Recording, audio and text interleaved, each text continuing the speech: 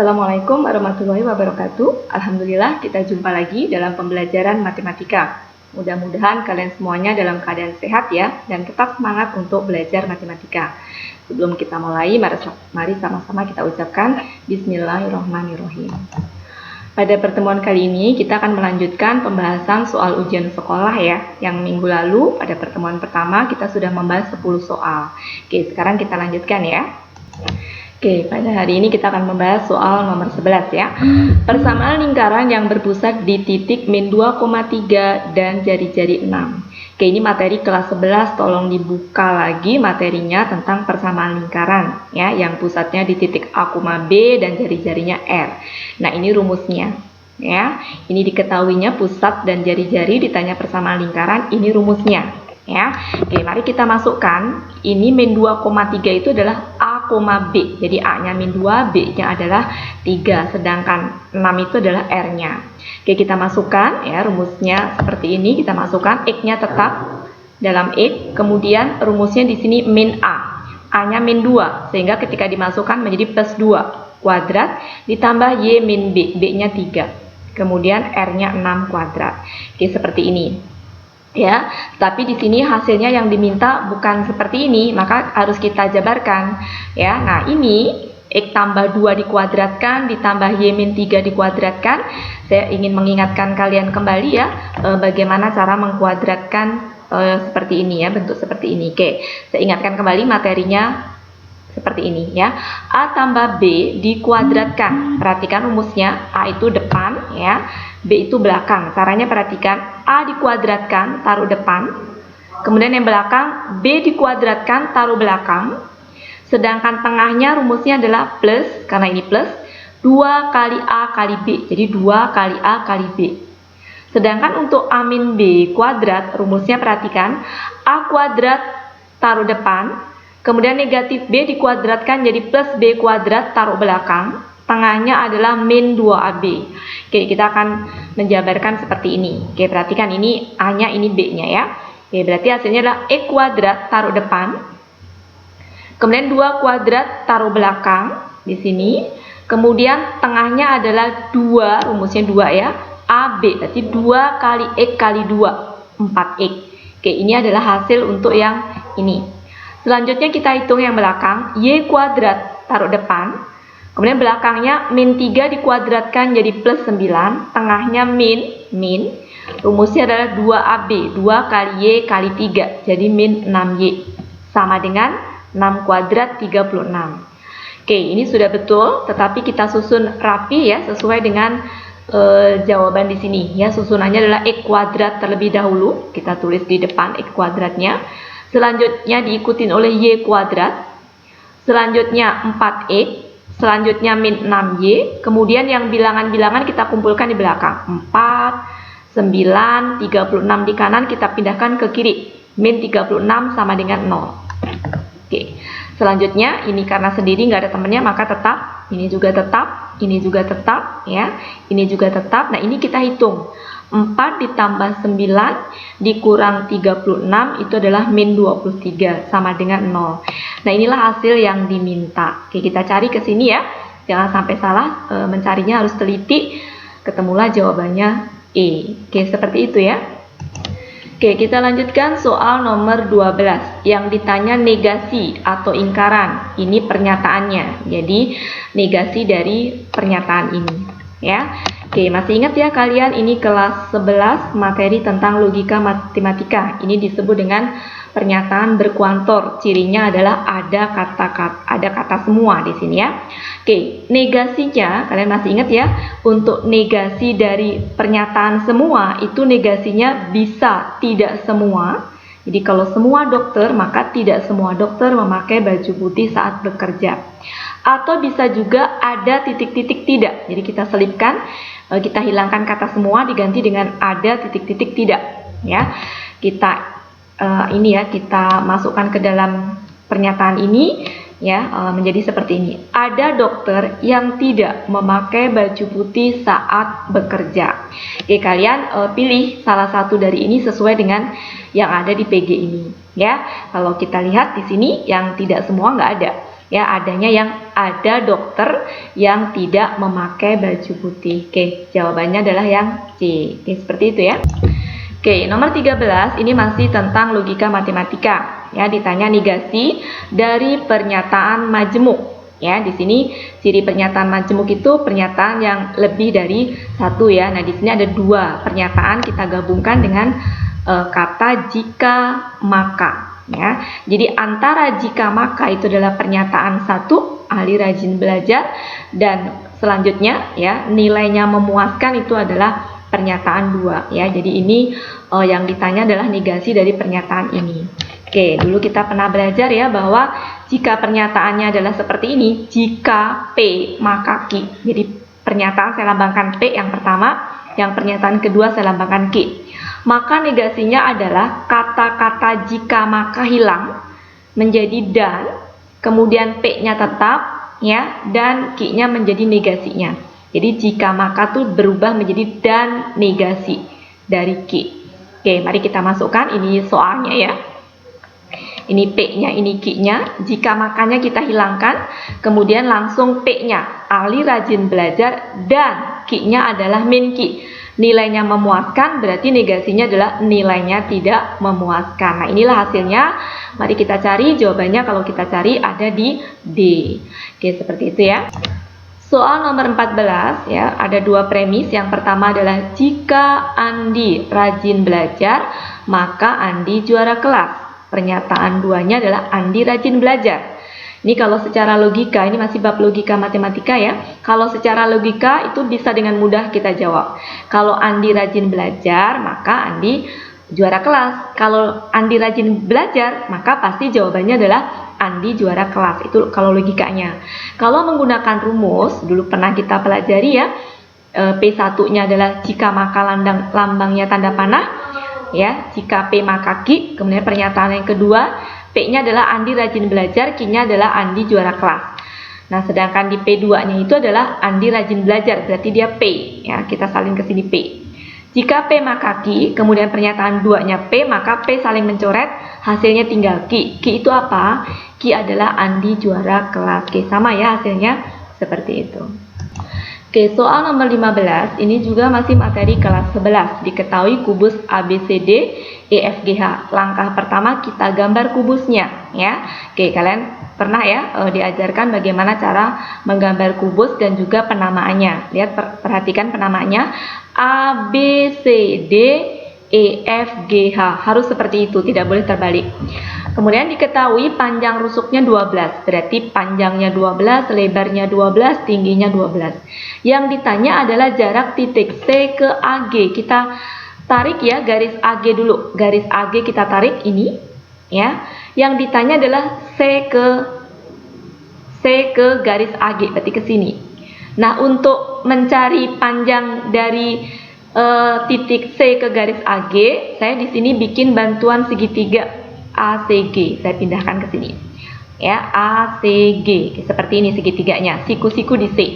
Kemudian yang ditanya jarak titik C ke garis AG. Saya tarik garis tegak lurus ke sini. Saya lambangkan di sini adalah T. Jadi yang ditanya sebenarnya panjang dari CT. Oke. Bagaimana cara mencarinya? Ya, jadi kita fokusnya yang kita cari adalah CT. Cara mencarinya, perhatikan segitiga ini. Ya, segitiga ACG. Ya, segitiga ACG ini kita bisa melihat ya segitiga ACG ini dari sini, berarti yang sebagai alas adalah AC ya, alasnya AC, tingginya adalah CG. Kalau kita melihatnya sebagai alasnya AC, maka tingginya CG ya, nih. Oke. Atau bisa juga kita anggap AG-nya alas. Ya, bayangkan kalau AG-nya alas, maka tingginya mana? Tingginya adalah TC. Ya, jadi ini alas ya. Ini tinggi, ini tinggi. Oke, selanjutnya itu kita bandingkan.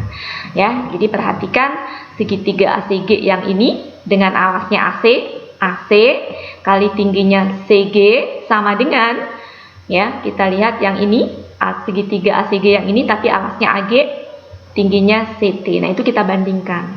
Sekarang perhatikan AC ya, kalau kalian amatin AC ini apa? AC ini adalah diagonal bidang. rumusnya dulu pernah saya ajarkan, cara mencarinya, rumus cepatnya, ya pernah saya ajarkan. Kalau 12 cm panjang rusuknya, maka AC itu adalah 12 akar 2. Tolong dibuka lagi catatannya ya. Selanjutnya, AC kita masukkan 12 akar 2. CG itu ini, yaitu panjang rusuk 12 saya masukkan. Selanjutnya perhatikan AG. AG ini panjang diagonal ruang. Ya, pernah juga saya ajarkan bagaimana cara mencarinya, baik cara mencari dengan rumus maupun dengan cara cepatnya. Ya, nanti tolong dibuka lagi. Ini hasilnya adalah 12 akar 3. Jadi kalau ininya 12, maka hasilnya 12 akar 3 kita masukkan. CT itu yang ditanya. Ya, jadi jarak titik C ke garis AG tadi itu sama saja dengan panjang CT ditanya, ya. Oke, sekarang kita cari CT, berarti kita pisahkan CT di sini. Sama dengan cara mencarinya adalah karena CT di sebelah kanan ya, maka ini sebagai pembagi, sedangkan ini sebagai pembilangnya. Oke, ini kita pindah ke sini di atas. Ini sebagai pembagi. Selanjutnya, ya, 12-nya kita coret. 12 ini kita coret 12 ini, sehingga tinggal tersisa 12 akar 2 dibagi akar 3. Kalian masih ingat ya, di kelas 10 dulu, ketika ada bilangan pecahan, kemudian penyebutnya itu akar, maka caranya adalah kalikan dengan akar sekawan. Jadi kalau akar 3, maka akar sekawannya adalah akar 3 per akar 3. Oke, mari selanjutnya kita hitung. 12 akar 2 kali akar 3, hasilnya 12 akar 6. Akar 3 kali akar 3 itu sama dengan akar 9, yaitu 3. Selanjutnya 12 dibagi 3 adalah 4 akar 6. Hasilnya adalah ini. Oke, seperti itu ya. Oke, selanjutnya soal nomor 16. Soal nomor 16 ini juga materi kelas 11, yaitu tentang transformasi geometri. Kalian masih ingat ya? Ada translasi, rotasi, refleksi, dilatasi. Nah, ini gabungan dari dilatasi dan refleksi. Oke, mari kita kerjakan. Bayangan titik B, ini titik asalnya, kita tulis B-nya adalah 1,5. Hasil dilatasi dengan pusat O. Didilatasi pusatnya O. Ini bukan 0 ya, tapi O. Dan faktor dilatasinya 3. Ya, kemudian dilanjutkan. Nah, nanti kita lanjutkan ya. Sekarang ini dulu dikerjakan. Ini titik asalnya didilatasi. Kalian masih ingat ya? Didilatasi kalau pusatnya O atau 0,0, maka caranya cukup dengan mengalikan 1 dikalikan 3, 3, yang belakang 5 dikalikan 3, 15. Nah, ini bayangan dari titik B setelah didilatasi. Kemudian dilanjutkan, jadi hasilnya dilanjutkan dengan refleksi terhadap garis Y sama dengan X. Oke. Kalian buka lagi nanti catatannya. Caranya gampang, kalau direfleksikan terhadap garis Y sama dengan X, maka tinggal dibalik saja. 3,15 menjadi 15,3. Oke, bagi kalian yang lupa, tolong dibuka lagi ya, sudah pernah saya jelaskan ya. Oke, selanjutnya nomor 17, ini juga materi kelas 11, yaitu tentang kaidah pencacahan. Ya, ini ada angka 2, 3, 5, 7, 8 ya. Kita tuliskan di sini angka-angka yang diketahui. Kemudian disusun bilangan terdiri dari 3 angka. Kita disuruh menyusun bilangan terdiri dari 3 angka. Kita tulis yang berbeda. Jadi angka-angkanya itu nanti berbeda, tidak boleh sama. Banyak bilangan yang dapat disusun adalah titik-titik. Langkah pertama, kalian membuat 3 kotak. Ya, karena terdiri dari 3 angka.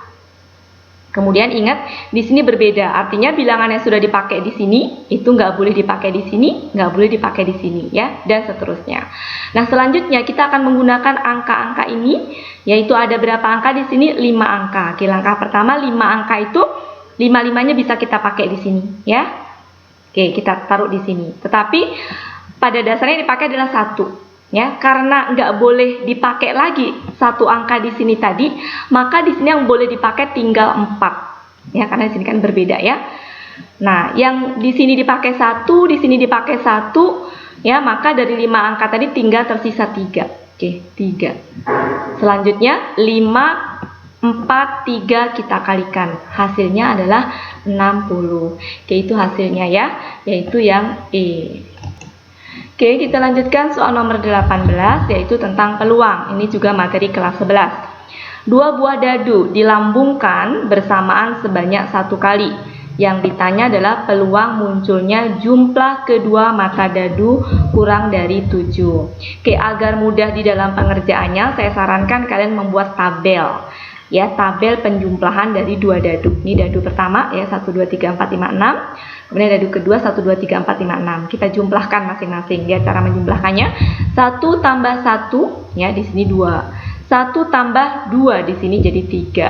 1 tambah 3 menjadi 4 dan seterusnya ya. Oke, ini juga berarti 2 tambah di sini 1 menjadi 3 dan seterusnya kalian isi nih semuanya. Selanjutnya yang ditanya adalah ya, peluang munculnya mata dadu kurang dari 7. Oke, kita ingat rumusnya dulu ya. Rumus dari peluang suatu kejadiannya di sini adalah ini. Ya, mata dadu kurang dari 7, ini kejadiannya. Saya lambangkan A di sini ya. Oke, rumusnya adalah banyaknya kejadian A dibagi banyaknya ruang sampel atau ruang contoh. Ruang contoh atau ruang sampel tuh ini, semuanya ada ini. Ada 1, 2, 3, 4, 5, 6 ya. Sebanyak ini semuanya. Kalau kita hitung 36 ya. Karena ini 6, jadi semuanya ini 36. Nah, itulah NS-nya. Ya, sedangkan NA itu banyaknya kejadian yang mata dadu yang setelah dijumlahkan itu hasilnya kurang dari 7. Oke, perhatikan, ini semuanya 7. Jadi kalau mata dadu yang dijumlahkan kurang dari 7 berarti yang tanda merah ini 1, 2, 3, 4, 5, 6, 7, 8, 9, 10, 11, 12, 13, 14, 15. Karena yang diminta kurang dari 7. Oke, ada 15. Dibagi NS-nya 36. Oke, ini jawabannya sudah betul, tapi ternyata nggak ada di sini. Maka perhatikan, ini bisa kita sederhanakan dengan dibagi 3. Menjadi 5, dibagi 3 adalah 12. Hasilnya baru ada C. Oke, begitu ya. Oke, sekarang nomor 19, ini materi kelas 11 juga tentang statistik ya. Oke, yang ditanya di sini adalah modus, di mana ada data di sini ya, datanya ini nilai dan frekuensi. Ini adalah data kelompok ya. Oke, yang ditanya modus. Kalian yang langkah pertama adalah tulis rumus modusnya dulu. Ya, masih ingat ya? Rumusnya adalah modus sama dengan TB modus ditambah A per A plus B kali I. Oke, mari kita kerjakan. Ya, bagaimana cara langkah awalnya adalah ini ada frekuensi ya. Karena yang ditanya modus, maka pilih frekuensi yang paling besar nilainya, yaitu 20. Ya, selanjutnya ya, kita nyebrang ke nilai sini. Ada nilai yang paling bawah 50, yang paling atas 59. Jadi pada frekuensi yang paling besar, ya kita lihat nilainya, nilai yang paling kecilnya 50. Nah, untuk mencari TB modus dikurangi 0,5. Itu rumusnya begitu. Ya. Jadi 50 dikurangi 0,5. 49,5 itu adalah TB modusnya. Oke.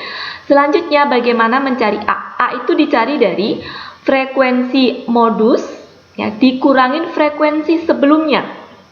Ya, jadi 20 diambil 17. Begitu cara mencari A. Hasilnya 3. Berarti A ini juga 3. Sedangkan mencari B itu adalah frekuensi modus dikurangi setelahnya. Ya, 20 diambil 18, 2 kita taruh di sini. Kemudian I itu adalah interval. Cara mencari interval kalian boleh lewat mana saja terserah. Misalkan yang paling atas. Caranya adalah kalian hitung dari 30 sampai 39 tuh ada berapa bilangan. Ya, kalian bisa menghitung pakai jari. Ya, atau saya bikin seperti ini biar lebih gampang ya. Jadi dari 30 sampai 39 kalau saya susun 30, 31, 32, 33, 34, 35, 36, 37, 38, 39. Yang kalau kalian hitung ini semuanya ada 10. Jadi I atau interval dari 30 sampai 39 itu ada 10 kita masukkan. Hati-hati ya, ini harus betul-betul dihitung pakai jari. Karena kalau nggak dihitung kalian pasti nyangkanya 9. Padahal ini bukan 9 tapi 10. Selanjutnya kita hitung. Ya, ini tetap, ini kita hitung. 3 per 5 kali 10. Nah, 10 ini kita coret dengan 5 menjadi 2. Ya, jadi 10 dibagi 5, 2 di atas sini. Kalikan 3, 6 hasilnya. Yang ini tetap. Selanjutnya kita jumlahkan hasilnya 55,5. Ketemulah jawabannya yang di case seperti itu ya. Oke, satu soal lagi. ditentukan datanya ini, yang ditanya jangkauan semi interkuartil. Ini materi tentang statistik juga. Untuk mencari jangkauan semi interkuartil, datanya syaratnya harus diurutkan. Diurutkannya dari yang terkecil disusun sampai yang terbesar. Jangan sampai ada yang kelewat. Oke ya, di sini kita masukkan ya, yang paling kecil kalau kita cari 2. 2-nya ada 3, kita susun 1, 2, 3. Selanjutnya 3 ya. Selanjutnya lagi 4. Selanjutnya adalah 5. Selanjutnya adalah 6. Selanjutnya adalah 7 dan selanjutnya 8. Pastikan bahwa semuanya sudah tertulis. Langkah berikutnya adalah cari Q2. Q2 itu adalah kuartil tengah yang letaknya betul-betul paling tengah. Ini kalau kita hitung ada 9 data. Ya, tengah-tengahnya adalah sebelah kiri ini 4, sebelah kanan ini 4, tengah-tengahnya adalah ini. Ini disebut dengan Q2 atau kuartil 2. Ya, oke. Ini sudah ya ditutup ya, jangan dipakai ya. Sekarang kita lihat sebelah kiri. Di sebelah kiri dari Q2 itu ada 4 angka. Tengah-tengahnya, karena ini genap, maka tengah-tengahnya nggak ada pas di bilangan itu, tetapi tengah-tengahnya itu ini. Ya, 2 ke kiri, 2 ke kanan. Nah, cara mencarinya gimana? Cara mencarinya adalah lihat bilangan sebelumnya dan setelahnya yang di tengah-tengah ini. Ya, jadi tengah-tengah ini punya bilangan sebelumnya 2 dan setelahnya 2. Kalau sama, maka Q1-nya adalah 2. Ya, atau bisa juga dicari dengan cara 2 tambah 2 dibagi 2. Hasilnya sama 2. Oke, demikian juga mencari ini. Kita keempat ini, karena ini sudah Q2. Keempat ini, tengah-tengahnya di sini. Tengah-tengah dari 6 dengan 7, ya, itu adalah 6,5. Atau cara mencarinya 6 tambah 7, 13 ya, dibagi 2. Hasilnya sama. Kalau sudah ketemu Q1 dan Q3, tapi syaratnya harus mencari Q2 dulu ya, supaya gampang di dalam mencari Q1 dan Q3. Selanjutnya, rumus dari jangkauan semi interkuartil yang dilambangkan dengan QD. Rumusnya adalah setengah ya kali Q3 dikurangin Q1. Oke, mari kita hitung. Setengah 6,5, ini adalah 2. Ya, kita hitung setengah 6,5 dikurangin 2 adalah 4,5. Kalau kita kalikan dengan setengah, hasilnya 2,25. Oke, seperti itu ya. Oke, selesai sudah materi kita pada pertemuan kali ini. Ya, tolong nanti buka di GCR, ada tugas untuk kalian mengerjakan soal. Oke, tolong pembahasan ini difahami ya, karena sebagai bekal bagi kalian untuk menghadapi ujian sekolah ya. Oke, seperti itu. Mari sama-sama kita akhiri dengan alhamdulillah. Assalamualaikum warahmatullahi wabarakatuh. Sampai jumpa lagi pada pertemuan yang akan datang.